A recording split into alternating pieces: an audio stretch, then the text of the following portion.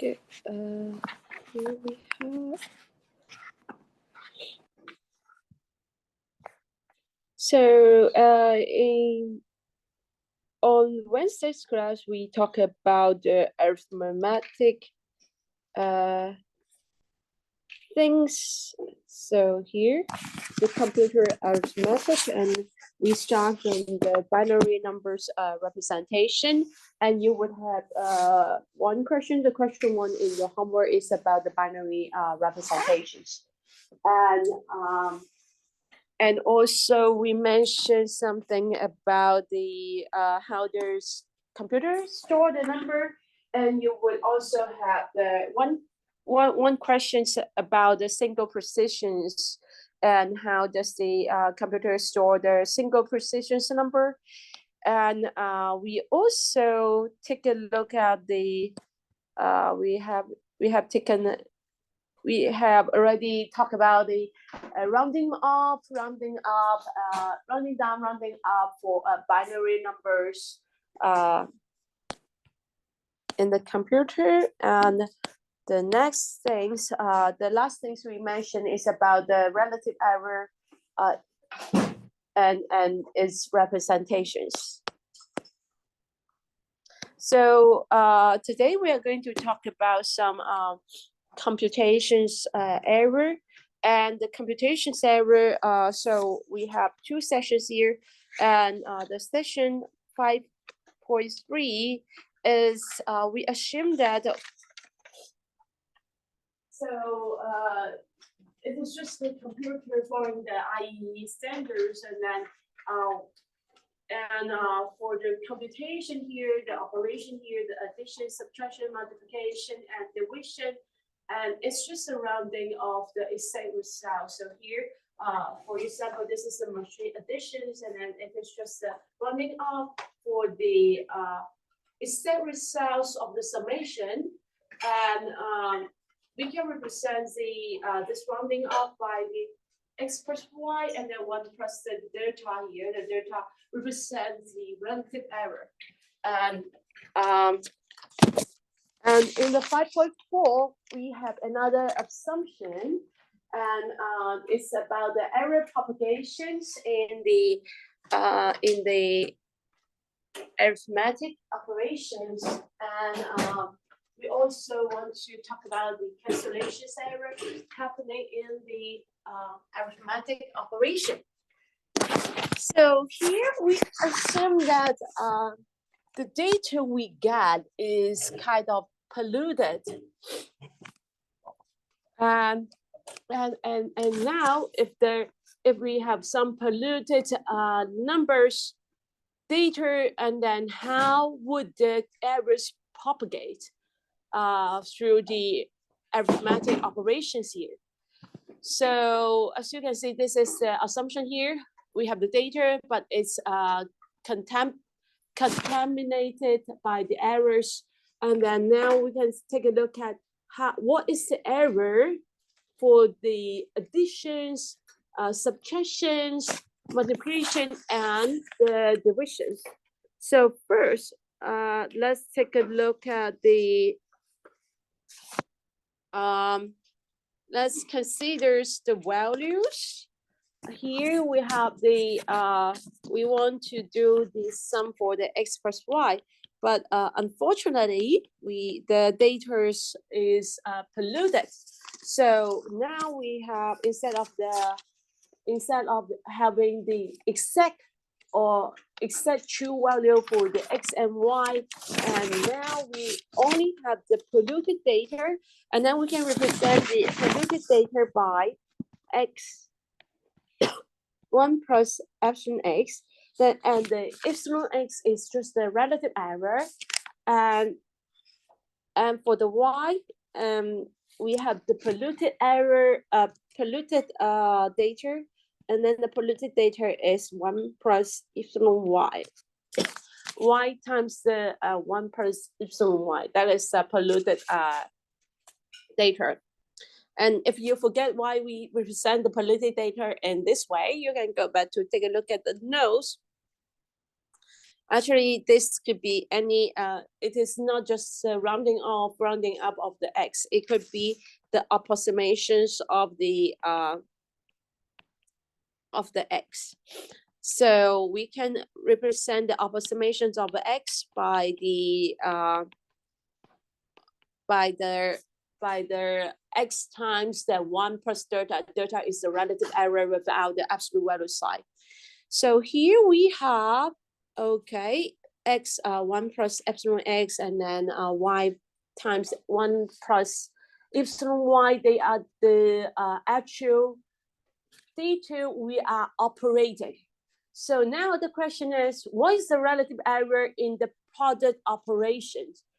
So here we are going to do the operations, not the summation, sorry. So we are going to consider the x times y, but we only have the polluted data. So let's take a look at the relative error in the product. So this is the polluted data x, and this is the polluted data y. And now we are going to do the multiplication and do the expansions here. We got, okay, I take the x and y together, and then I am going to multiply the 1 plus epsilon x and the 1 plus epsilon y here. And if I do the expansions, I got 1 plus epsilon x plus epsilon y and epsilon x and epsilon y. It's approximately, because here is approximately equals to x times y and 1 plus epsilon x and then plus epsilon y. I just dropped the epsilon x, epsilon y because it's a magnitude is in a different is with a different magnitude. So for example, this relative error is 0.1. Okay, that is 10% of the error, and this is also 0.1. And then what do you have for the value epsilon x here? This is just 0.1. This one is just 0.1, but this one is much smaller than this magnitude, right? This one is 0.01. So if we're going to talk about the error, we can just skip this term because they are dominated by these two terms. So we can conclude that the relative error of the product is given by the, so I'm going to use the epsilon here to represent this is the error, and then the subscript here is the product, is the error for the product.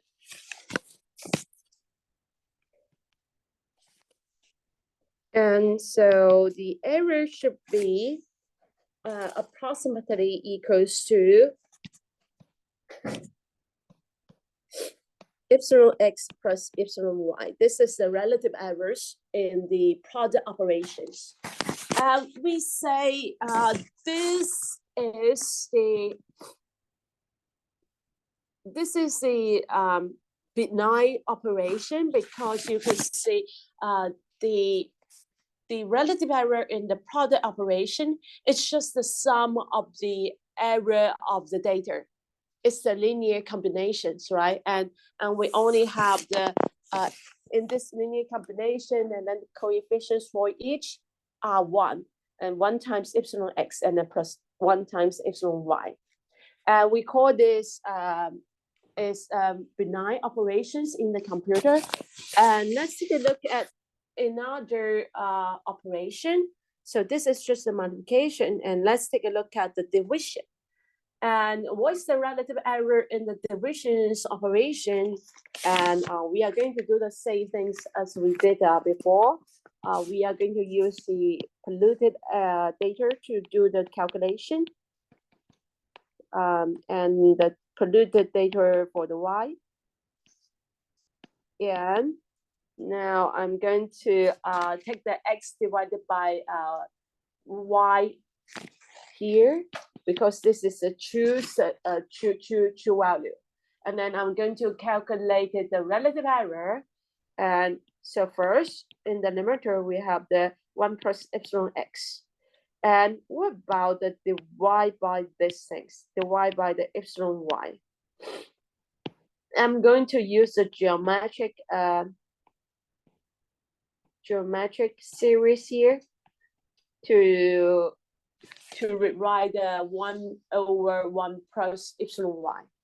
And the geometric series, if I am going to use the geometric series for the 1 plus epsilon y, and then it equals to these things here. It's just equals to 1 minus epsilon y plus the epsilon y squared minus epsilon y cubic plus epsilon y 4, and then so on and so forth. And this is how I use a geometric series things to expand the to rewrite the 1/1 plus epsilon y. Any question here? Anyone here who do not know geometric series? It should be something from the calculus class. Okay, so let's go. Keep going and then do the calculation. So I just keep the x divided by y there because it's the exact solution. And then I'm going to multiply out the things for the 1 plus epsilon x and then 1 minus epsilon y and so on and so forth. And I'm going to expand these things out.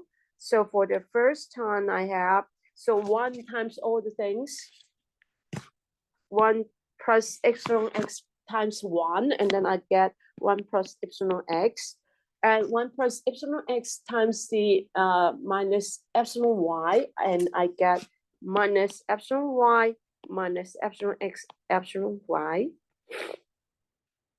And for the so this is the second term, and then for the third term I'm going to multiply the 1 plus epsilon x with the epsilon y square. So I got epsilon y square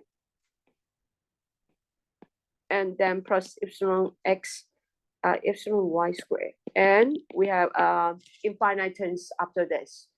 And but we can skip them because you will see the things again. So let us say this is this value is 0.1, and then this one is the 0.1 error. That is 10% error here.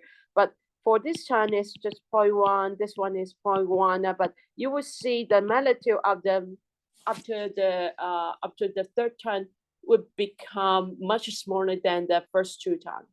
So we just skip them and script writing the things after that, and the error. And this value is approximately equals to 1 plus epsilon x minus epsilon y. And because I just give the smaller magnitude value here, and then it's approximately to equals to this value. And now, so we can get into the conclusion that the relative error of the divisions should be epsilon x divided by y, and then the error is approximately equals to epsilon x minus epsilon y. Once again, we say this is a benign operation, or this is a good operation in the computer, because this is a linear combinations of the data error, and then it's just with the coefficient 1 and -1. This is a good one. And so let's see, we have the multiplication, we have the division, and then the next thing is the addition or the subtraction. But addition and subtraction is actually the same thing, because you have a plus b,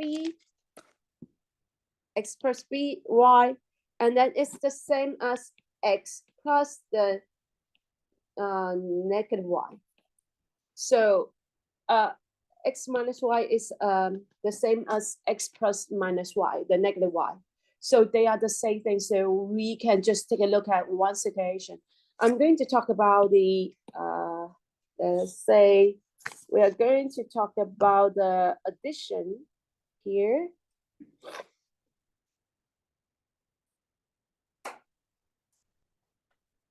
So let's see. Let's take a look at the relative errors for the addition or subtractions. So here we have the polluted data for y. We just take the x times 1 and then y times 1 to the from, and that's the exact solution. And what else do we have? We have the x times epsilon x, and then y times epsilon y. And I'm going to write it into this format because I'm going to calculate the relative error, right?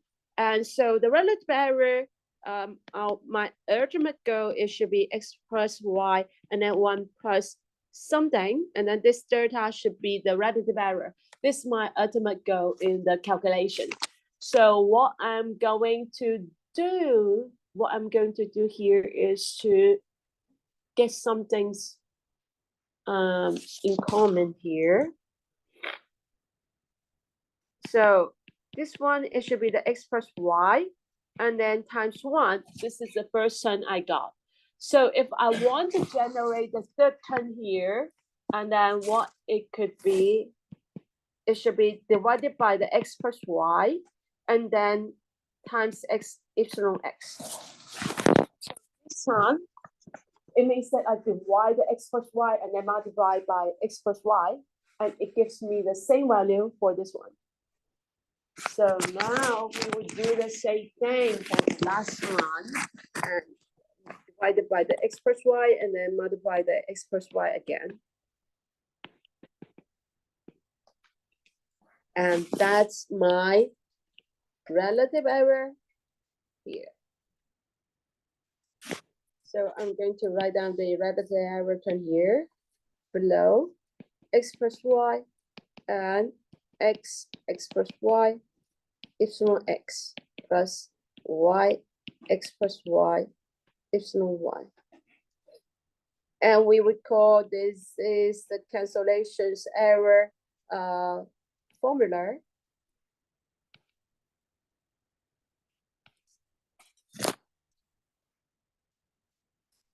And this is not a good operation because if you take a look at here, the error of the additions or subtractions is no longer a linear combination of these two errors. The coefficients in front of the epsilon x, epsilon y is no longer positive 1, negative 1.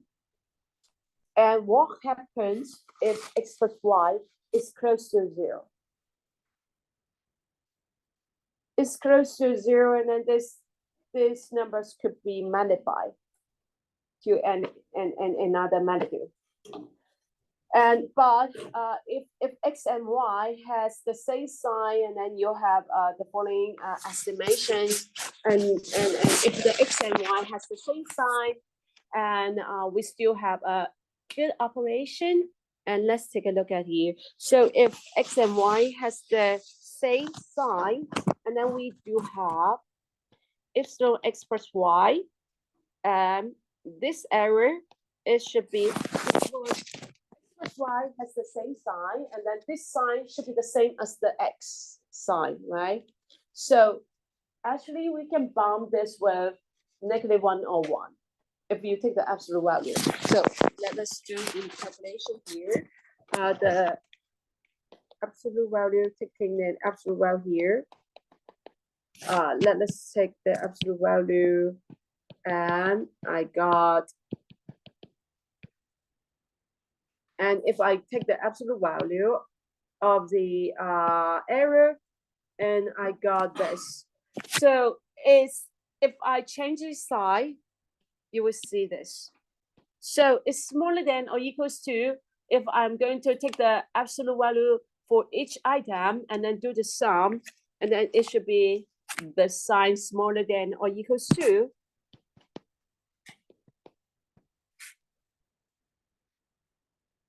And taking the absolute value here, and then taking the absolute value of that one, the second one. And because if we assume that if the x and y has the same sign, then this number has the same sign as this number. And the absolute value of the x plus y should be bigger than or equals to the value of the absolute value of the x. So that's the same thing happening to the y divided by 1 x divided by x plus y, and then take the absolute value. So this number is bounded by 1, and this value is also bounded by 1.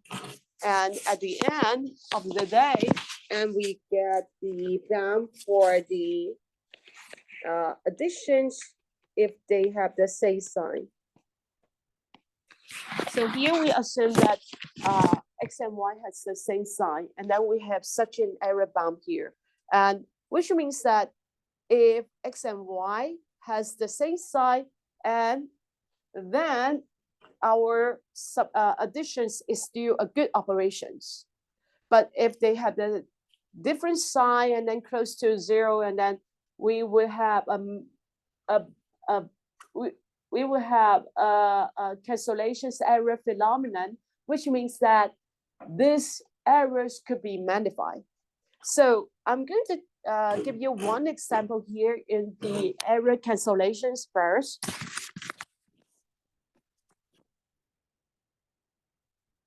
It should be this example.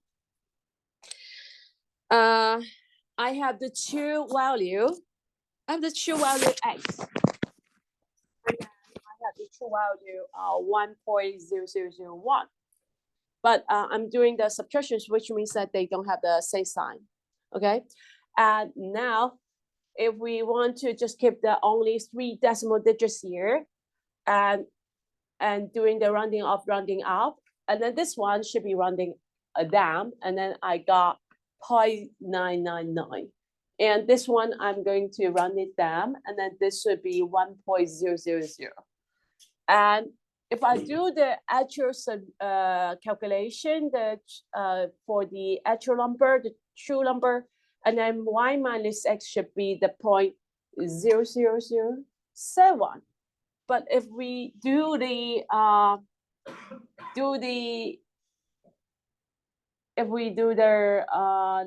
subtractions for the polluted, if you do the rounding, it's also a polluted data, right? And then if we do the operations for the polluted data, and then this is the subtractions result. And if we take a look at here, we got this is the error of the subtractions. The error of the subtraction should be the result of the polluted data and subtract the two solutions and then divide it by the two solutions. And you will see an error in the subtractions is 42%, around 43%. But what do we have in the errors for the data? For the data, we only have, that is the rounding of polluted data, and then this is the true data, and then divided the true data. This is relative errors for the x. And the percentage of the relative error should be 0.04%.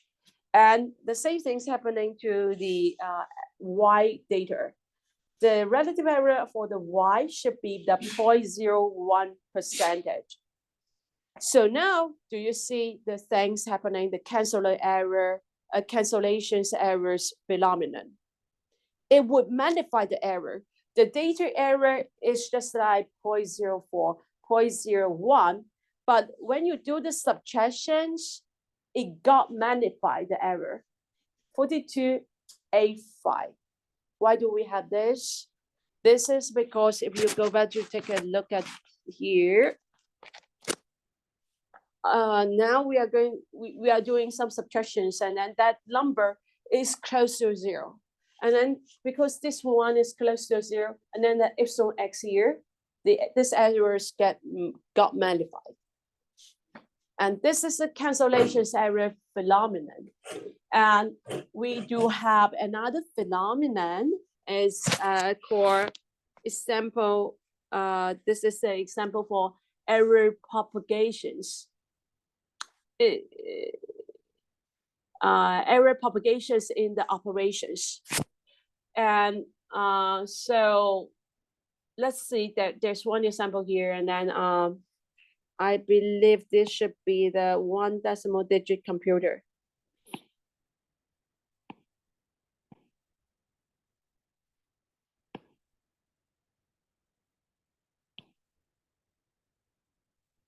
It should be 1 decimal digit computer. So error propagations in their operations, in the computer operations. Arithmetic operations, and this is another phenomenon in the computer arithmetic operations. So for example, we have algebraic identity here, and then it's true in the mathematics. A minus b and s squared and a equals to a squared minus 2ab plus b squared. But if we do it in the computer, and then in a 1 decimal digits computer, and then this is the exact value, and then the computer is able to store this number because this is the 1 decimal number, right? And let's do the calculations with that formula, and then let's take a look at what happens. So if we do the calculations here, a minus b square, we are going to use that formula, and then it means that we are going to do the floating point. We are going to get the floating point number of this. But for each number, we are going to calculate the a squared exact, and then doing the rounding off in the computer, and then rounding down, rounding off here. And for the second time, we calculate the exact result, and then doing some rounding up, rounding down in the computer, because this is just the 1 decimal digit computer. So it would automatically doing some rounding up, rounding down there. So for the a squared, I got, so that's just the 1.a squared. And then 1.a squared, I got 3.24 for the exact result. And then doing the subtractions, and then that is the rounding. And then 2ab, what is the 2ab? 2 times the 1.8 times the 1.6. And I got this number is 5.76. And for the additions, I got rounding and b squared 1.6 square, and it should be 2.56. So at the end, after the rounding off, and I got the number for the first time, it should be the 3.2, and the second one, I should do some rounding up, and then it should be 5.8, and then plus the if I just do some calculation here, it should be the 2.6.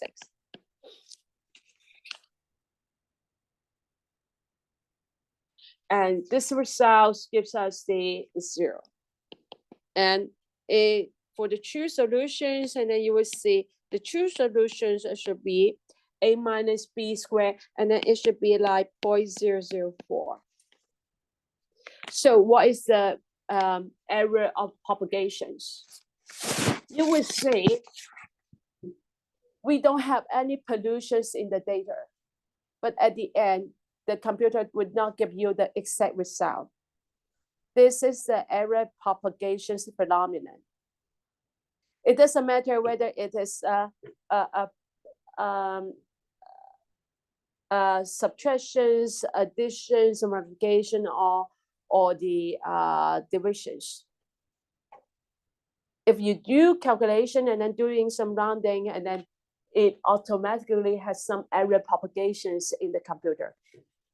These are exact data, but the results is not true. But for the cancellation error phenomenon, this this tells us that if the number is very close to the 0, and then the errors could be magnified from the error of X, error of Y, error of the data. Any questions here? So there's one way to improve the cancellations error here, and that is to use alternative expressions. So let's take a look at here. This is examples of another cancellation error phenomenon. So if you take a look at this number, we are going to calculate the y equals to square root of 2 plus delta, subtract the square root of 2, and this is what we have. And this is a subtraction. And when the delta is very small, and then you will see this number is very close to 0. And that's a disaster. It's close to 0. So let's take a look at here. Let's say this is the A number, this is the B number. And from their cancellations, the subtractions. So let's go back to here. This is the cancellations error formula. So we are going to use this cancellation error to analyze what we have in that calculations. So here we got this is just an X plus Y in the bottom. So the number here, and the numerator, we got the A, and then times the error for the A10, and subtract the B. B is just a square root of 2, and then the error for the B10. And you will see that because the square root of 2, if you represent these numbers in the computer, you have infinite decimal point. But the computer only can store finite floating numbers. So it would get some rounding off here in the computer.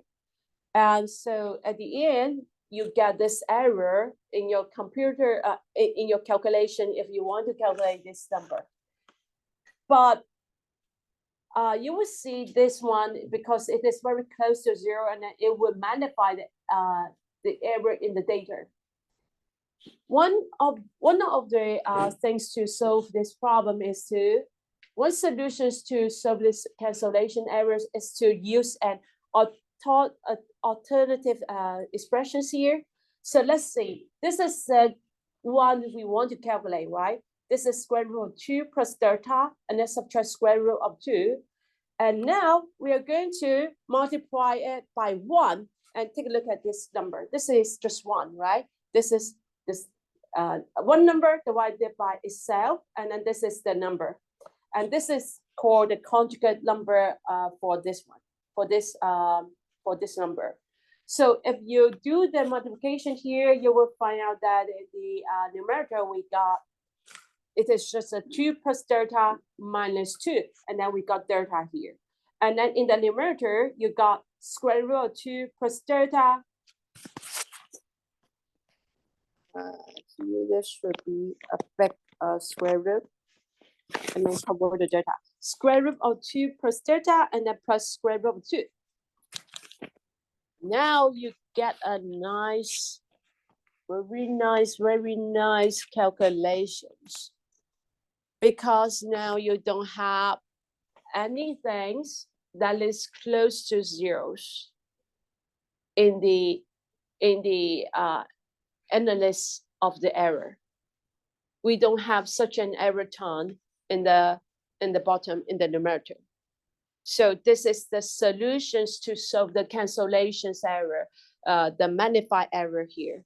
Use another expressions. This expressions is equivalent to this expressions, but if you use these expressions to calculate the number y, it's better to use these expressions in the computer. You will get more accurate results in the computer, because you don't have this error term here, this disaster here.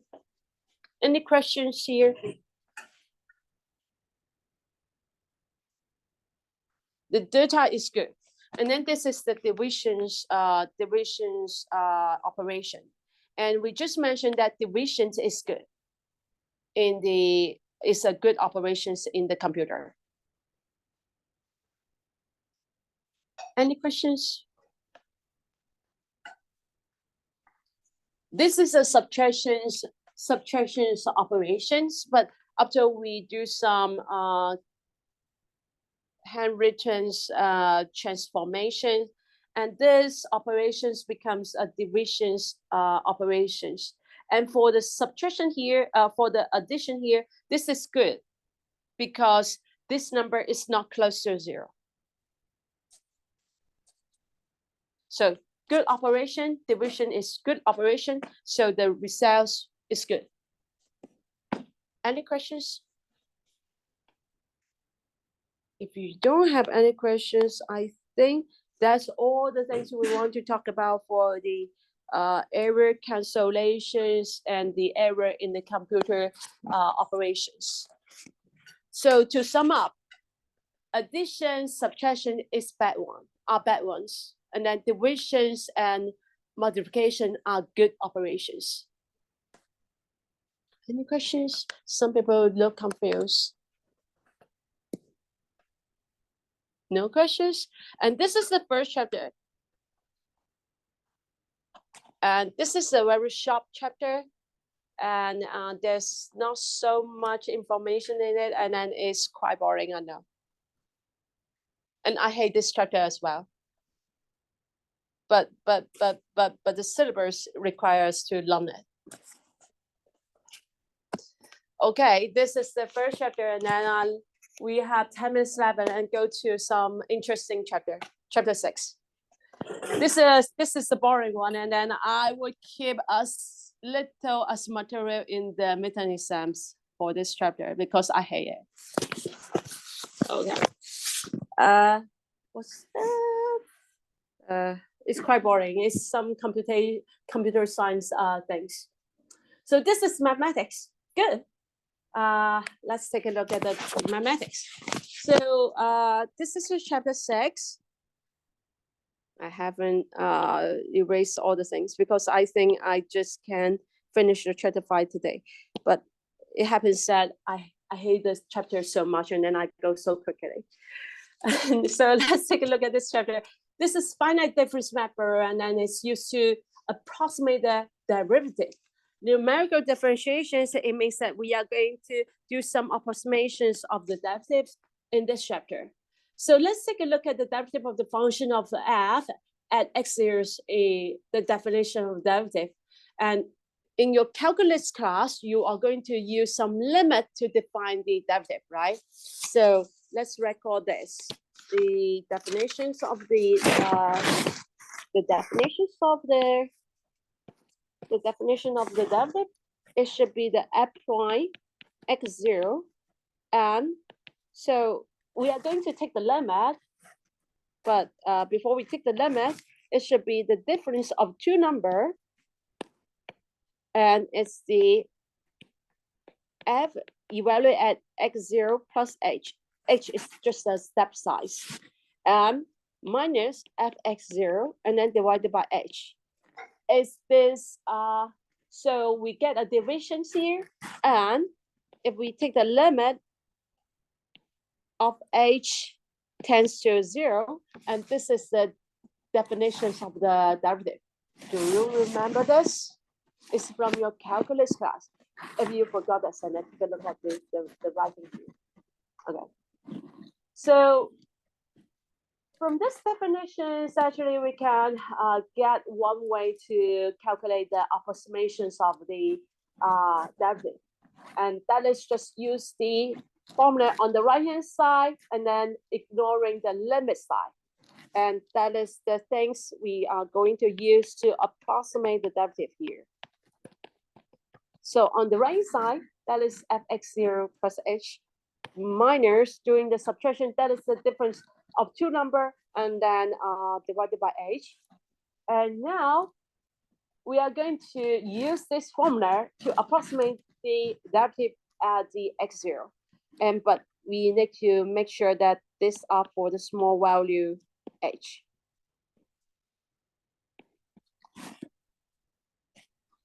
And this is one way to approximate it. And we are going to derive a lot of formulas, looks like this, to approximate the derivative. The idea is to get, so this is something you learned in the 104A. If you forget it, and then you need to take some time to take a look at the 104A materials. So this is the intuitive way to get the approximations of the derivative. But the general way to get the approximations of the derivative is, first, we approximate the function f. Do you remember you have learned something similar to this in your 104A? The interpolations.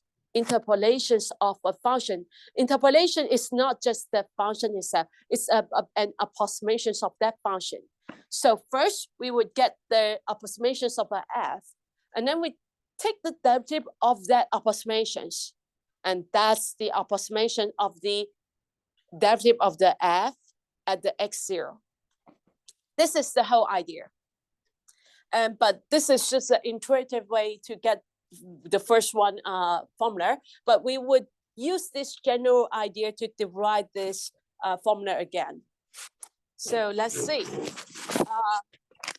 So here we have, this is the interpolations of the f. And so if we want to get the derivative of the f, and it's just the f prime x0, and then it's approximately equals to that interpolations, and then taking the derivative, and then evaluate at the x0. And this is the whole idea. This is the simple idea. And then, are you ready? We are going to do some mathematics and then calculations, and then it will make you mad. Okay, good. Remember, this is the simple idea. And then every time if you struggle into this calculation, and then you just go back to take, the idea is quite simple, but the calculation is quite awkward. It's quite awful here. A lot of things.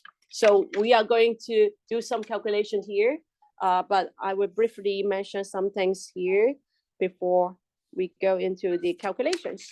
So let's recall what we have in the 104A.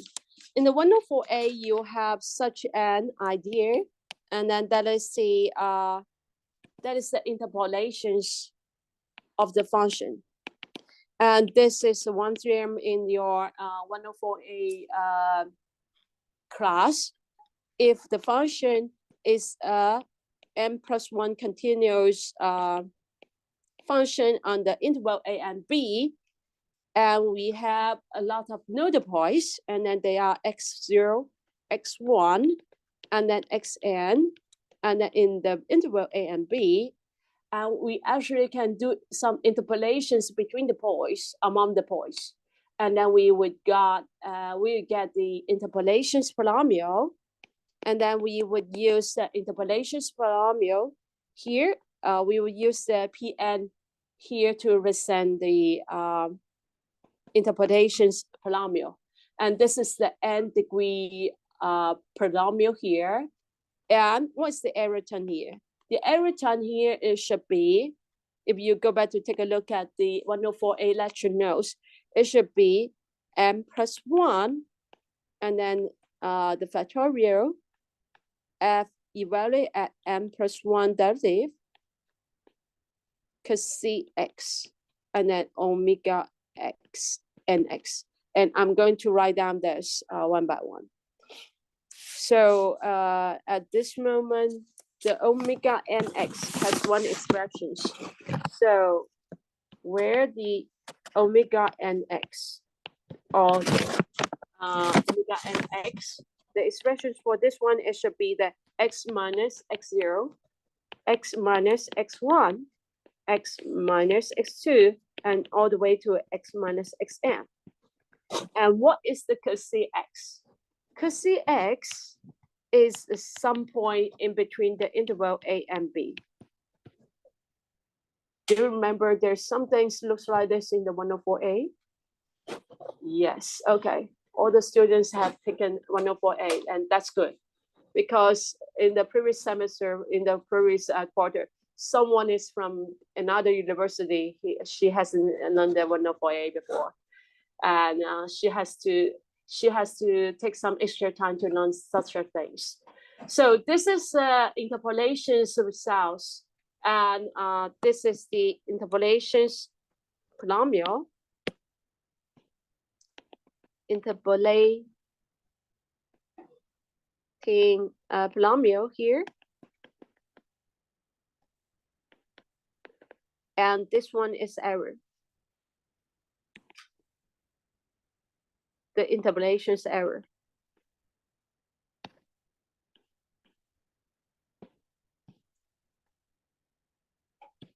Interpolations error here. And this is the interpolations things from the 104A. And let's go back to take a look at the simple idea. It's just to take the derivative of the Pn, that is the interpolations polynomial, to approximate the derivative of the f. And we only get 2 minutes. So let's see. Today we in the following things, we are going to derive the. So in the next class, we are going to derive the error of the approximations of the derivative.